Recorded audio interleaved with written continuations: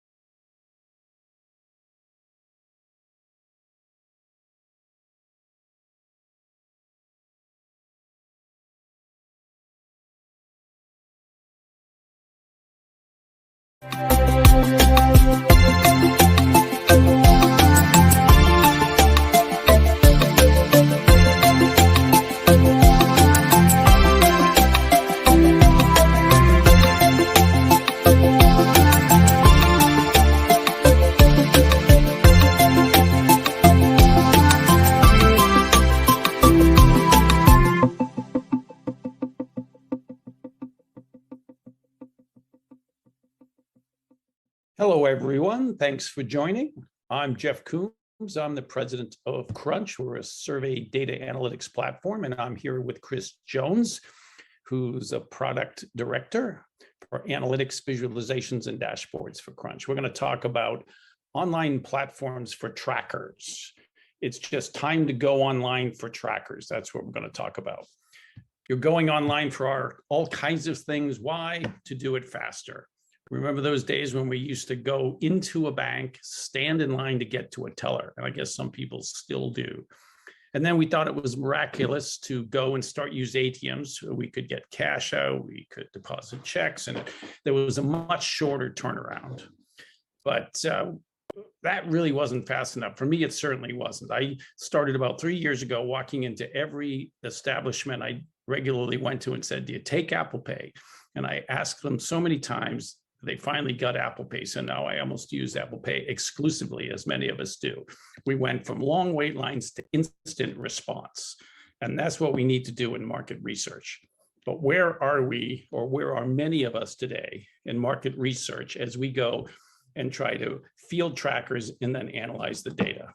This is where we are. We're back in the teller line. This is a tab. A lot of us get our data from trackers in Excel sheets. This particular set of tabs has 385 tables. Each one of those has thousands or many thousands of data points from millions of data points, and analyzing that data and trying to come up with insights and then present them to our stakeholders, whether you're a market research firm giving it to an insights professional or an insights professional giving it to the head of a division or the head of marketing, the CEO, the CFO, whoever it is, it's just too slow. It comes out of the data, comes out of field, and pretty quickly, maybe UGAM in India or somebody in Bulgaria comes up with a set of tabs somewhere in the world, and you get to start looking at it. But week one is checking the quality, creating a set of standard PowerPoint slides. And in there, in the middle, there's a couple of go back and forths with the data processing people who put the slides together because there weren't cuts that you needed. And then in week two, you start to put together more standard slides to go to your stakeholders, your customers, and you create a set of 10 to 20 curated slides with the insights. And then by week three, you give the real presentation to people, either in person or just a set of PowerPoint slides. And increasingly, this is just too slow. Brands are doing more and more surveys, they're doing them more frequently, and they want the data immediately. So let me ask you, what if, just like going from a teller to Apple Pay, you could reduce the turnaround time from a couple of weeks to a day or two? Well, you actually can. It's time to go online for tracker analysis. And we're going to demo that to you today and explain the benefits of it. So the new workflow is that you're going to start halfway through fielding. The data is going to flow from your fielding system, whether it's your own custom one, or it's Decipher, or you're getting it from a market research firm, into a Crunch data set online in the AWS server. And in the easy to use drag and drop environment, you're going to self-serve, do your own exploration. You're going to find some insights before fielding is finished, and you're going to start preparing or updated your insights reports and your dashboards. So day one, hour one, it's out of field. Then day one, hour zero, it's out of field. By hour one, because you've already been working with the data, you're already adjusted reports, you can deliver immediately standard reports and updated dashboard and some initial insights. Plus, for anybody you think can deal with it, you can, and wants it, they can have the full data online for their own self-serve exploration. That's day one, hour one. And then by day two or day three, you'll have had your eyes on the data much sooner. So you're going to get better insights faster and deliver those curated reports, integrated online and offline, much more quickly. And it's the same data, the same reports, online and offline, and people are going to increasingly look at them online more and more. Some industries are doing this faster than others. Certainly high tech, the Googles, the Metas and Facebooks of the world, the financial services, CPG and others are a little bit more of a laggard, but they're all increasingly wanting it online and much more quickly. So what Chris is going to demo for you now is Crunch, an interactive analysis capability to do crosstabs, visualization, reports. He's going to save a bunch of crosstabs and some charts and graphs in something called a deck. And then he's going to show you how you can deliver those in a dashboard, which can either be interactive or static, and to editable PowerPoint slides so you can make them look like whatever the marketing department wants them to look like. And you can still deliver your tabs, although what you're going to find is that increasingly people aren't using the Excel tabs because they don't need it. It's just too slow a way to do things. So Chris, take it away and show them Crunch, please. Thanks, Jeff. Like almost everything in Crunch, analysing a dataset is done using simple drag and drop. All my questions from my survey are arranged into these neat folders here, and to view a simple table of one, all I need to do is click it.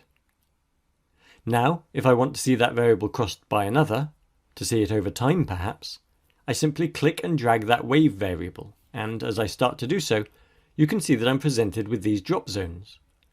Each is labelled to tell me what to expect, so I'm going to bring this wave variable up here and drop it in this columns drop zone.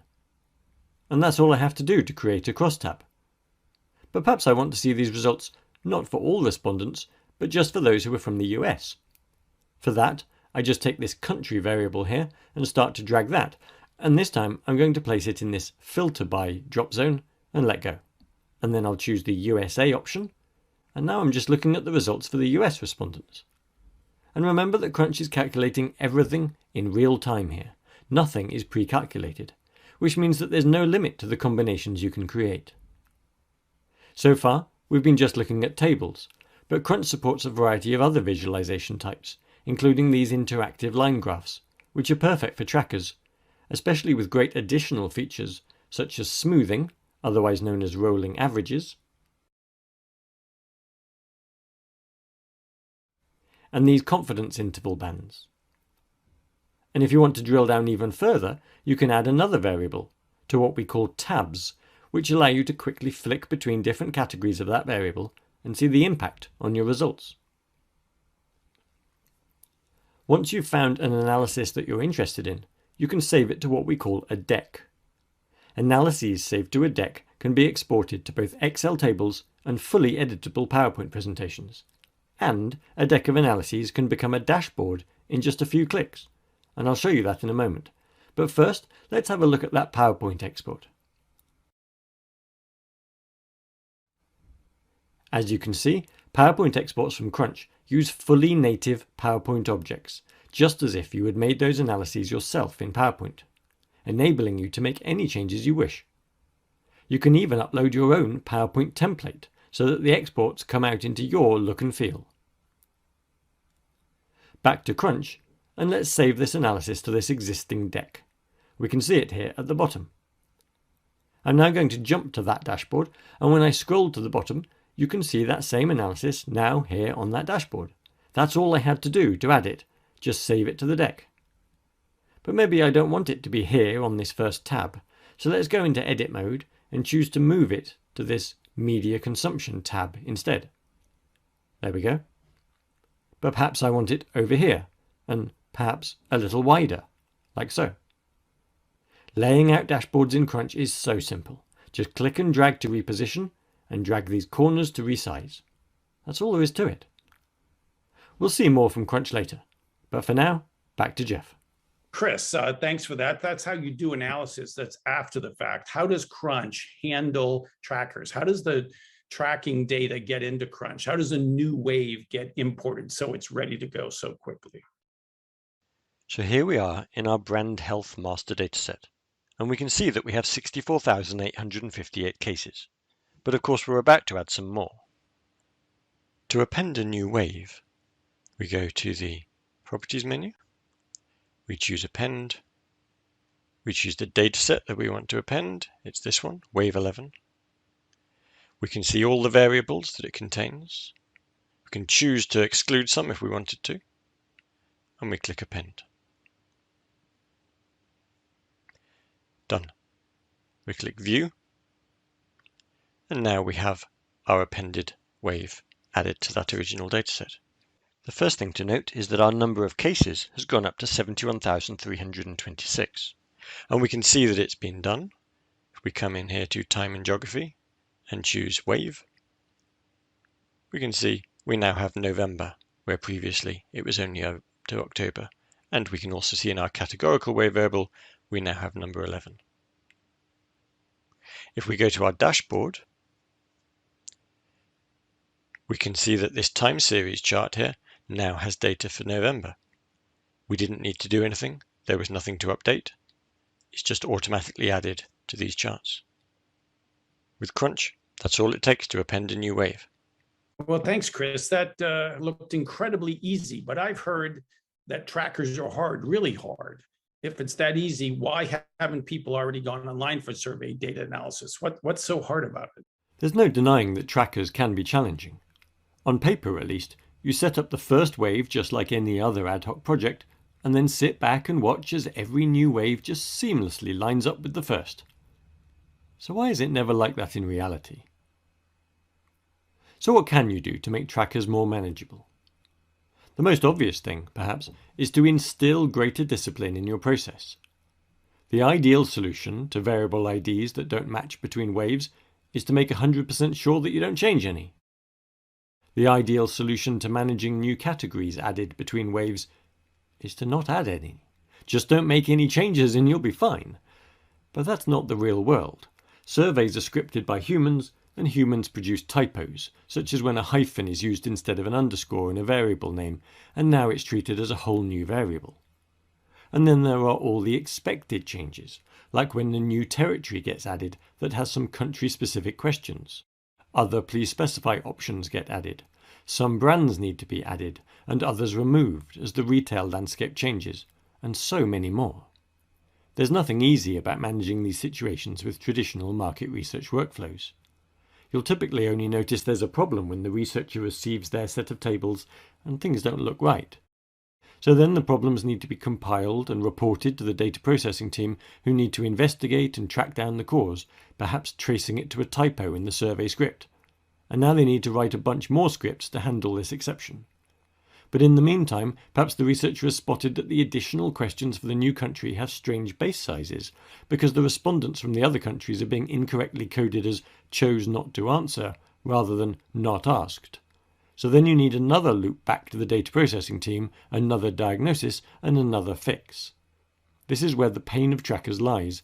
There's nothing smart about this process. There's much too much back and forth between the researcher and the data processing team, and it's not a good use of either of their time. Okay, I get it now. That it's really hard. It's not that easy. So how does Crunch handle all those very common challenges you talked about in getting that data uploaded and massaged and ready to go in Crunch? How does Crunch do that? Crunch knows a thing or two about trackers, which is not surprising because we've worked with thousands on our platform. So we know what researchers actually need to make one successful, and we know the difference between a tracking study that's painful and one that's quick and easy. You may never achieve the dream of a completely hands-off process, but you can get close.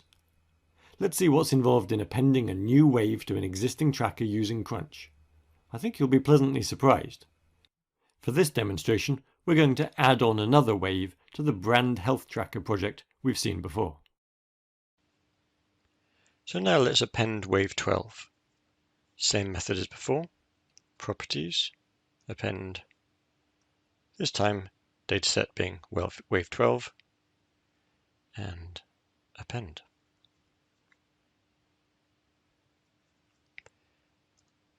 Let's take a look. Now, some expected differences and some unexpected differences. So first of all, this new wave contained a new variable, Nike customer status. That's fine, but we'll want to organize it within the right position within these folders. I can also see that we have a new category, sketches, added to some of these variables. That's fine. New categories being added to datasets between waves happens all the time. Crunch handles that no problem. But there's an unwanted change too. Here we have top of mind aware as a separate variable, even though we have top of mind awareness already in the dataset. So how come these didn't come together? Let's have a look. So here we have an alias of TOM space aware, alias being Crunch's unique identifier for variables. And here we have an alias of TOM underscore aware. Okay, we understand the problem. We can see that in the most recent wave, somebody has decided to change the alias of this variable. These things happen, and we can fix it. So let's go back to Properties, History, and let's go and restore a save point from when we had appended wave 11 and not yet appended wave 12. There we go. We click Close. And now, to make sure this merge works properly, I can come up to this variable and change it to match. Now, when we repeat that append,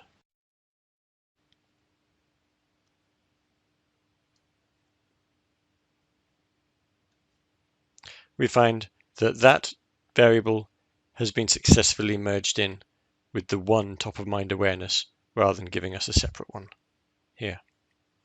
In terms of getting this variable into a nice location, probably within the purchase decision folder, I'm going to come in again to Properties and Edit Variables. And here it's just drag and drop. Like so many other things in Crunch, I just take this variable and just drag it into the purchase decision folder, and I'm done. That's all it took. And now here it is. So having resolved those two small issues, I can come back to my dashboard. You can see we now have December data. But look, that's interesting. A large uptick for our pretend client, Nike. We should let them know about this. So I'm going to double click on this analysis, and I'm going to save it a second time to my deck. That's going to give me a new version of it, which we can see down the bottom here. And I've done that so that I can come into Edit Tile and change it to what we call a KPI widget, where the particular cell I'm interested in promoting or making clear to our client is this value here, this 17% for Nike in the most recent wave. I select that, Nike date, it's given me that name automatically. I think that's pretty good. Top of mind awareness for Nike, and save. And I can position this anywhere within the dashboard. I might want to perhaps put it here. There you go, nice and prominently there perhaps. And done. So now we're ready to let the client know that the dashboard has been updated with the latest wave, and they're able to come in and see the new analysis that we've created too, all without needing the services of specialist dashboard creators, programmers, scripters, even a DP department. All of this can be done by anyone in a company and without specialist skills. As you saw there, updating a dataset with new cases in Crunch automatically updates dashboards, but the even better news is that it's not just dashboards. Crunch automatically updates all your filters, all your custom variables, all your saved analyses. Everything you've made in Crunch gets automatically updated with the new data. Crunch also offers a custom-built scripting language designed specifically for the needs of data processing teams to perform their tasks with survey research, enabling them to automate these stages for even quicker results. And you don't even need to wait until fieldwork is finished to do this. Any adjustments needed can be performed as soon as you have any new cases, meaning it can all be resolved during the fieldwork period, rather than causing any delays to your delivery. And by getting your results updated and available immediately after fieldwork closes, you can get eyes on the data really fast. If you're a brand, you don't have to worry about aligning and combining data at all. We offer white glove service to import and prepare the data for you, so you can focus on finding insights and delivering to your stakeholders.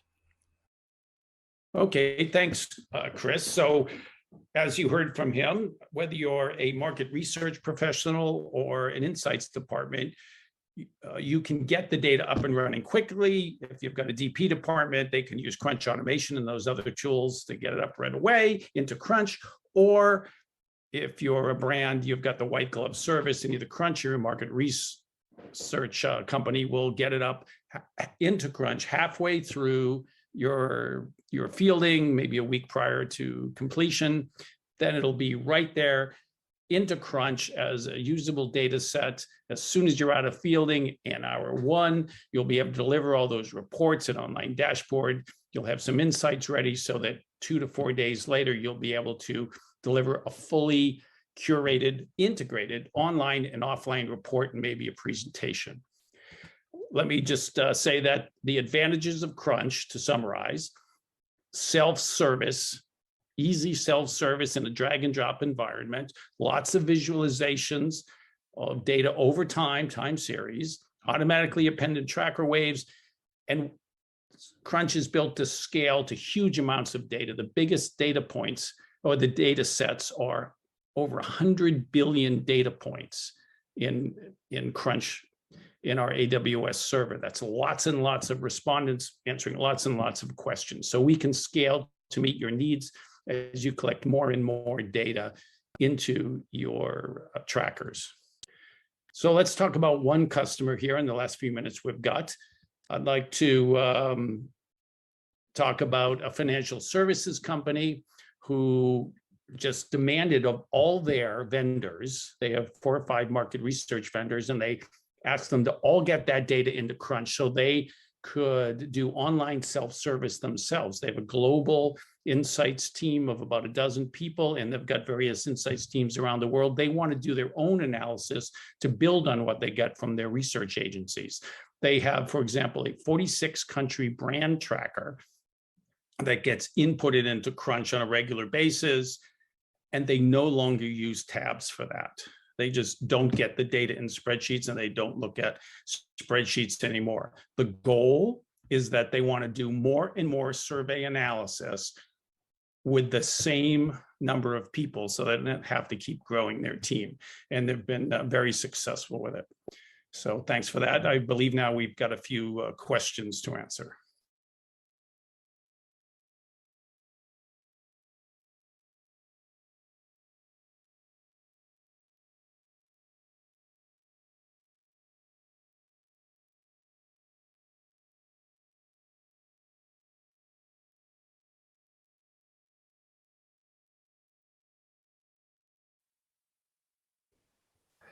Oh, You've been Chris. on mute, Jeff. Oh, Chris, you see somebody asked what data formats can Crunch import? Okay. So there's 2 types of importing. So you can do importing from a data file, and we support SPSS, SSS, even CSV if necessary, although it drops quite a lot of metadata, so ideally not, but you can. But SPSS and SSS work great, and basically every platform under the sun will export to at least one of those. But even better than that, we've actually got direct API integrations with a number of popular survey platforms. So if you're using Decipher, Qualtrics, SurveyMonkey, or Confirmit, you can actually link Crunch to your platform. The big advantage of using one of those integrations is that you can import directly from the survey platform straight into Crunch without ever needing to download and upload anything.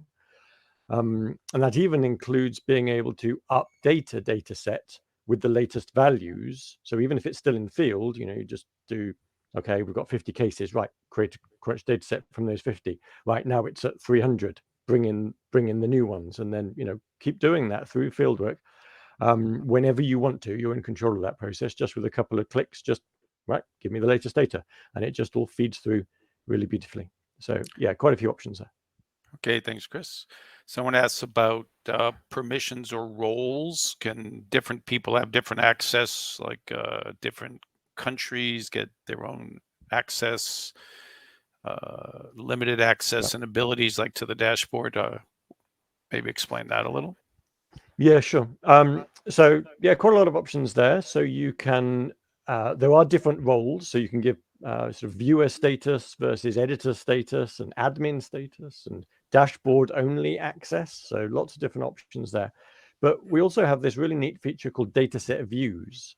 And that allows you to take what is essentially one underlying dataset and create, you might think of them as copies, but they're not really, because they're still all accessing the underlying data set, but they will act as if they are standalone data sets.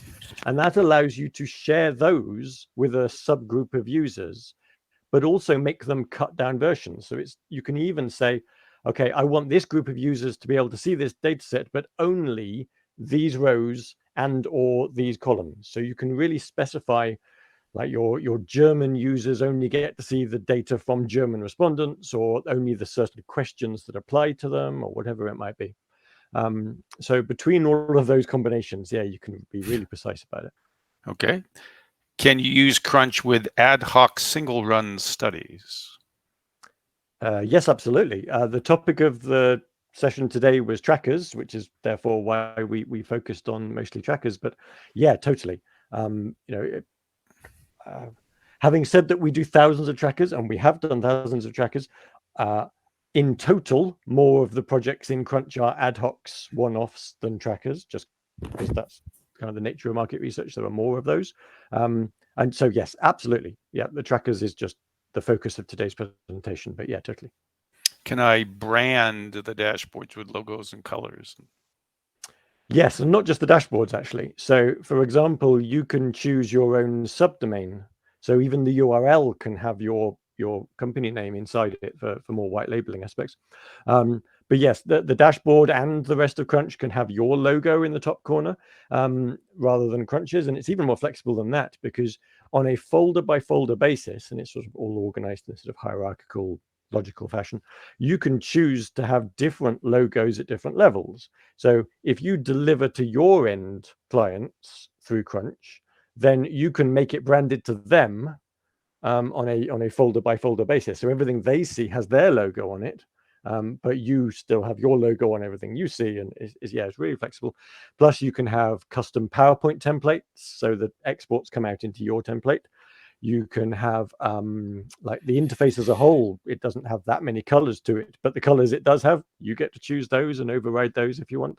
We even have something new called folder homepages, and that allows you to customize the first landing page on a sort of client by client basis, so that you can choose what to put there. So it might be a welcome message or a logo or a video even, links, all sorts of things that you can customize as their landing page to really personalize it to them. How does waiting work between waves? Someone asked. Yes, so waiting is obviously really key for trackers. It's no good having a single wait that when you add a new wave, it then reassesses everything and thereby changes the weights that you'd previously set on previous waves, because then obviously your results change. You can't go back to wave 2 and find that all your numbers are different to when wave 2 was actually run. That would be no good at all. So yeah, Crunch does the right thing there. Every time you append a new wave, you either bring in a wait variable that you've created offline, in whatever tool you use, or even you get Crunch to create one for you directly using the targets you set. And every new weight, or every new weight variable, every new wave will be combined automatically, so you do correctly weigh all of the response in your data set without overriding any previous waves. Those results won't change as you add a new wave. Great. Well, we're out of time, Chris. Thanks for the answers. Thanks, everybody, for the questions and for listening in. For the other questions asked, we'll try to get back to those people directly. Thanks, everyone, for your time. It's just time to go online for trackers. Thank you. Thanks.